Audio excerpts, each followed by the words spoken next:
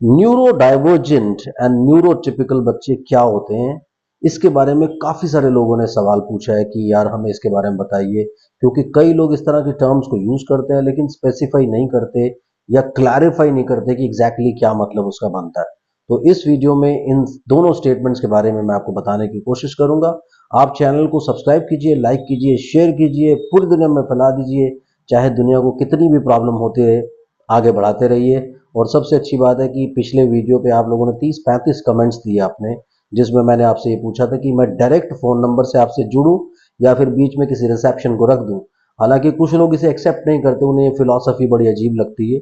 लेकिन उन्हें मैं गारंटी देता हूँ आने वाले 5 साल में आप सब लोगों को, क्योंकि हम टाइम से बहुत आगे हैं। आज मैं एक मैच्योर आदमी हूँ, 51 ईयर्स मेरी उम्र होने वाली है और 27-28 साल से इस फील्ड में काम कर रहा हूँ। जितनी लोगों की उम्र नहीं है उतना मेरा एक्सपीरियंस है। और सबसे बड़ी बात क्या है कि मैं अपने दिन को बड़े ऑर्गेनाइज तरीके से चलता हूँ। मेरी बीवी, मेरे बच्चों को मुझसे शिकायत नहीं होती, उनको मैं टाइम देता हूँ।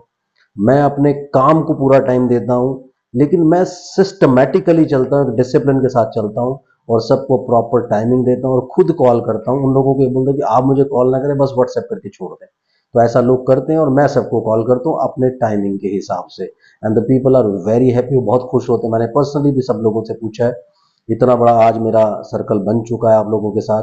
एंड मोर ओवर, आपने ये देखा ही होगा कि ज्यादा बातें करने से कुछ नहीं होता, काम से सब कुछ होता है। अगर आप आज मुझे प्यार दे रहे हैं, आप भर भर के मुझसे जुड़ रहे हैं, अब तो सबसे बड़ी बात क्या है, एक सिटी में से दूसरे लोग दूसरों को बता रहे हैं कि यार आप डॉक्टर सुनील से कांटेक्ट करने की कोशिश कीजिए। ये एक बहुत ही बड़ा बूम है।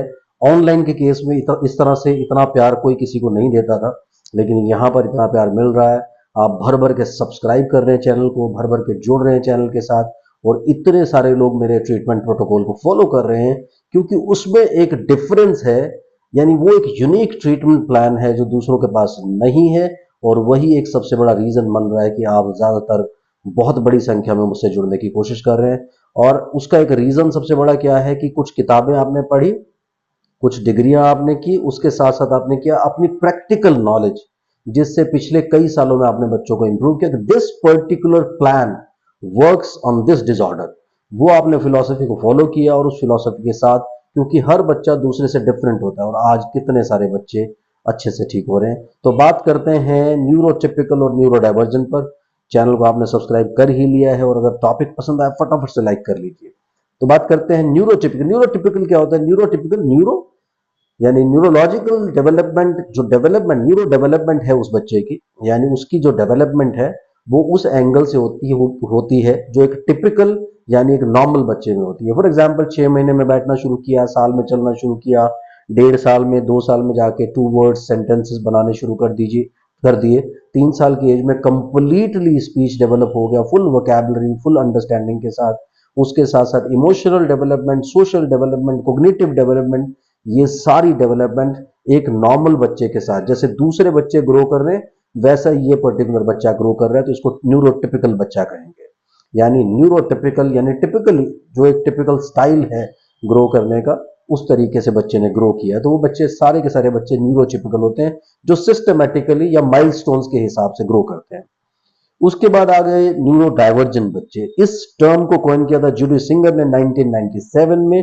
वो खुद भी ऑटिस्टिक थे, ये माना जाता है, लेकिन उन्होंने क्या किया, इस टर्म को कॉइन किया। क्यों कॉइन किया? उसके पहले इन सारे बच्चों को बोलते कोई मेंटली रिटार्डेड है, कोई डिसलेक्सिक है, कोई डिसग्राफिक है, कोई डीसीडी है, किसी को ये डिसऑर्डर है, किसी को वो डिसऑर्डर है, और किसी को आप मान के चले ऑटिज्म स्पेक्ट्रम डिसऑर्डर है, किसी को एडीएचडी है। तो जितने भी ये सारे डिसऑर्डर्स थे, ताकि इन बच्चों को कोई भी डिसेबल्ड ना कहे, इसलिए जूडी सिंगर ने एक स्टेटमेंट बनाई इनके लिए जिसको बोलते हैं न्यूरो डाइवर्जेंट। ये बच्चे न्यूरो डाइवर्जेंट है। यानी ये क्या होता है कि नॉर्मल पैटर्न से डेवलप नहीं करते, ये थोड़ा सा डिले रहते हैं जैसे अब नॉर्मल। लेकिन वर्चुअल ऑटिज्म को इसमें शामिल मत कीजिए, मैं बार बार बोलता हूं दैट इज समथिंग डिफरेंट। तो आप इसको वर्चुअल ऑटिज्म के एंगल से ना लें, इसको लेंगे normal typical classical autism spectrum disorder, सारा इसके अंदर आएगा, जिसमें एस्पर्जर सिंड्रोम भी होगा, परवेजिव डेवलपमेंटल डिसऑर्डर भी होगा। तो ये सारी के सारे डिसऑर्डर्स आएंगे, एडीएचडी भी इसमें आएगा। यानी जो डिसऑर्डर्स बचपन से, जन्म से ही बच्चे में आ रहे हैं। उसके अलावा बाद में जाकर के डिसलेक्सिया, डिसग्राफिया, डिसलेक्सिया आपका रीडिंग का डिफिकल्टी होता है, डिसग्राफिया आपका राइटिंग का डिफिकल्टी होता है, जो रीडिंग राइटिंग की डिफिकल्टीज आती हैं वो भी इसमें आते हैं, डेवलपमेंटल कोऑर्डिनेशन डिसऑर्डर भी इसमें आते हैं। सो ये जितने भी बच्चे होते हैं जो नॉर्मली डेवलप नहीं कर रहे, नॉर्मल माइलस्टोन्स अचीव नहीं कर रहे, यानी एक जो सिस्टमेटिक तरीके से जाना चाहिए, फिजिकल सिस्टम तब भी हो सकता है, फॉर एग्जांपल बैठना भी टाइम से शुरू किया, चलना फिरना भी टाइम से शुरू किया, लेकिन जो कोग्निटिव डेवलपमेंट होती है, इमोशनल डेवलपमेंट होती है, सोशल डेवलपमेंट होती है, एक दूसरे से रिलेट करने का सिस्टम होता है, फोकस करने का सिस्टम होता है, दूसरों के पास जाकर के सोशलाइज करने का और फ्रेंड्स बनाने का सिस्टम होता है, वो सारी की सारी चीजें इन बच्चों में नहीं होती हैं। तो ये बच्चे उसमें लैग करते हैं, पीछे रह जाते हैं। तो इन बच्चों के लिए एक टर्म कॉइन किया गया जिसे न्यूरो डाइवर्जेंट बोल देते हैं।